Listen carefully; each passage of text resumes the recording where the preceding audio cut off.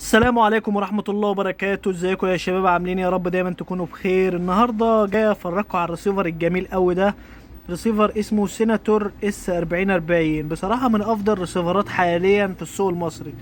ريسيفر محترم جدا، حاجة كويسة، جودة صورة ممتازة. بصراحة من افضل جودة الصورة في الريسيفرات كلها، يبقى تختار عليك السيناتور 4040. صورة جميلة جدا، ريسيفر انا برشحه لاي حد. بصراحة ناس كتير مجربينه، وريسيفر سيناتور شركة الفا جروب حاجة كويسة جدا، ودعم ممتاز، وتحديث طبعا اونلاين متوفر على طول اول باول. وطبعا فاتح معانا قناة البين سبورت، وفاتح معانا افلام، ماتشات، اي حاجة هتلاقيها على الجهاز ده. بصراحة جهاز بتبقى دافع فيه فلوس وانت مطمن. ولو انت بتدور على جهاز محترم، يبقى عليك وعلى السيناتور 4040. جهاز محترم جدا. تعالى كده بفرجكوا على الريسيفر. لسه طبعا الدفعه دي جايه. شايفين الريسيفر؟ شايفين الشكل الانسيابي اللي متعودين عليه من شركه سيناتور؟ شكل جميل جدا، حاجه جميله جدا. بيجي معانا، بيدعم معانا مدخل اتش دي، بيجي معانا باتنين يو اس بي، واحد هنا وواحد اليمه التانية.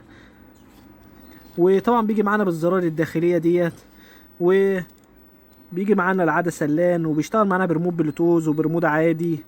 بصراحه ريسيفر جميل جدا، حاجه محترمه. زي ما حضراتكم شايفين كده، بيجي معانا باتنين ريموت، الريموت البلوتوز الجميل ده، وبيجي معانا بالعدسه والريموت العادي، والادوبتور ال 12 فولت 2 امبير. بصراحه ريسيفر جميل جدا. شركه سيناتور شركه محترمه، بتنزل ريسيفرات كويسه، ريسيفرات جميله، حاجه انا برشحها لكم بصراحه. الريسيفر ده فاتح معانا قناه البين سبورت لمده سنتين اتنين.